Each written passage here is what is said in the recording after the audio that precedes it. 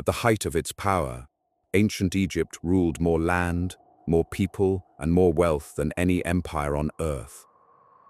The pharaoh was not just a king, he was believed to be a living god. Behind Egypt's greatness stood an invisible population, enslaved, exhausted, and trapped. And then, one unarmed man walked into the heart of the greatest empire on earth. And in that moment, history held its breath.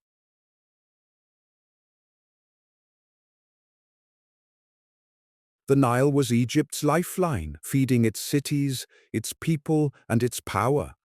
Along its banks rose cities of stone, planned, organized, and built to last. Towering temples connected the world of men to the world of the gods. These statues were not decoration, they were declarations of eternal power. At the center of it all stood the pharaoh, ruling through ritual, law, and fear. Egypt functioned like a machine driven by organized labor and absolute control. Behind the monuments stood an army trained to defend the empire at all costs. Trade and wealth flowed through Egypt, turning the Nile into an economic artery. Every victory was carved in stone, ensuring power would be remembered forever. From within, Egypt appeared unbreakable, an empire without an end.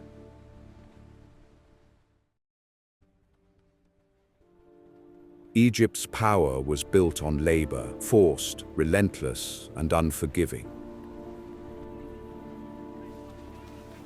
The Israelites were pressed into brickmaking, mixing clay and straw under the burning sun. Over them stood Egyptian overseers, enforcing order through authority and fear. Entire store cities rose from the ground, constructed by hands that would never own them. In the land of Goshen, families lived quietly, poor, restricted, and always watched. At the end of each day, exhaustion settled in heavier than the dust on their skin. Their suffering was mostly silent, carried in lowered eyes and weary faces. This was not chaos, but a system, organized, controlled, and carefully enforced. Above them towered monuments of power, reminding every worker who ruled and who did not. By the time Moses was born, Egypt feared the growth of the Hebrew population, and fear soon turned into policy. A Hebrew woman named Jochebed gave birth in secret, knowing her child's life was already under threat. For 3 months, she hid the child, listening for footsteps, knowing discovery meant death.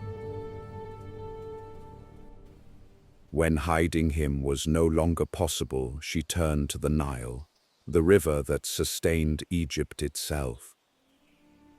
She placed the child in a basket of papyrus and set it gently among the reeds. There, the child was discovered, not by soldiers, but by women of the royal household. Ironically, the child condemned by Pharaoh's decree was brought into Pharaoh's own palace. Moses would be raised by the very empire that sought to destroy him.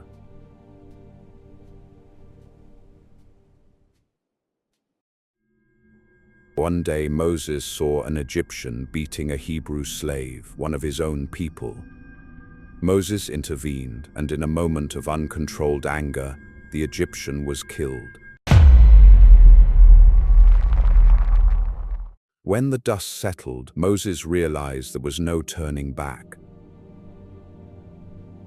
The act did not remain hidden, and fear began to spread through Egypt. Moses understood that Pharaoh would seek his life. Leaving behind power and privilege, Moses fled Egypt. He vanished into the wilderness, becoming a fugitive far from the world that raised him.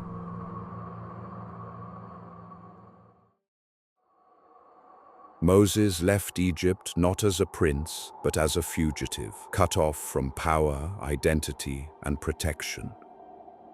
The wilderness swallowed him whole, a silence so vast it erased every certainty he once knew.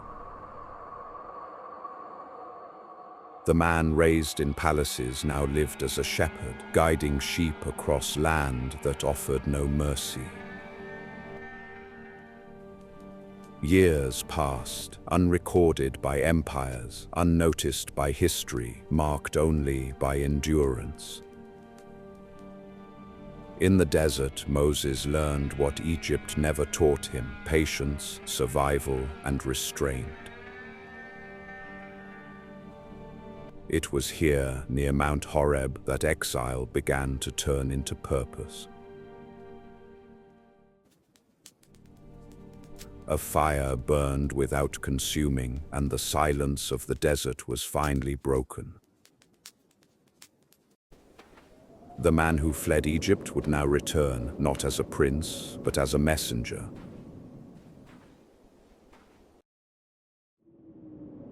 After decades in exile, Moses returned to Egypt, the most powerful empire on earth. He did not return alone. His brother Aaron stood beside him as spokesman. Egypt at this time was the dominant superpower of the ancient Near East. To confront Pharaoh was to challenge not only a king, but a living god. Pharaoh's authority was absolute, sustained by religion, military power, and state control. In the royal court, beneath towering columns, the ruler of Egypt listened. Moses delivered a direct demand: "Let my people go." Pharaoh refused, setting in motion a confrontation that would define history.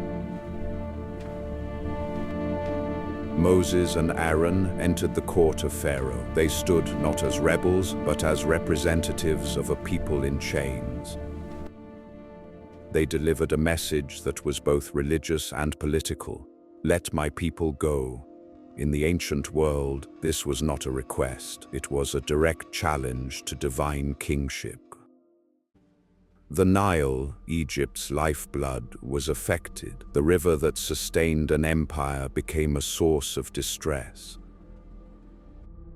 Agriculture faltered, livestock suffered. The foundation of Egypt's economy began to crack. Homes were invaded, private spaces were overwhelmed, order was slipping beyond the control of the state. Darkness spread across the land. For days, normal life ceased. Confidence in divine protection weakened. Moses stood firm before Pharaoh once more. The warning was clear. The decision now rested with the throne. That night, Egypt faced a moment of reckoning. Authority trembled. The cost of refusal had become unbearable. Eventually, Pharaoh relented. The Israelites were permitted to leave. An empire had yielded, not to an army, but to conviction. The Israelites were permitted to leave, described as traveling with families, livestock, and materials. The route likely followed known trade paths eastward from the delta, avoiding heavily fortified Egyptian roads along the Mediterranean coast. This aligns with Egyptian military geography. The Israelites escaped Egyptian control.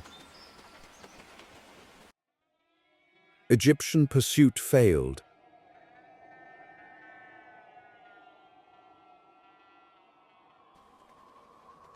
The event became central to Israelite identity.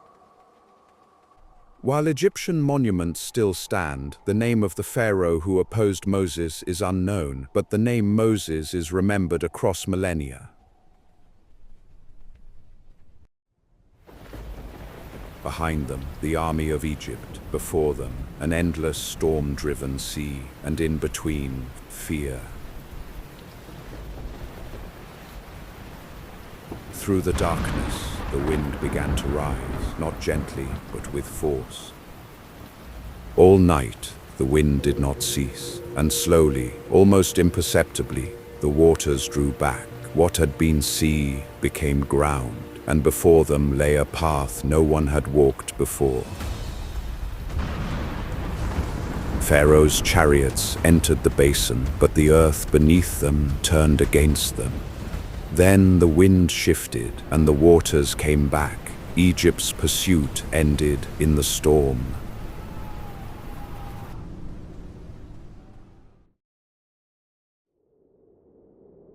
Egypt did not collapse because of Moses, it collapsed in memory. The name of the pharaoh who opposed him is unknown, but the name Moses is remembered. Across millennia, the journey did not end at the water's edge. It moved into memory, into law, into identity. Empires are remembered for what they build. History remembers them for what they fail to stop. If you value powerful stories like this, like the video, subscribe to the channel, and join us as we uncover more moments that shaped our world.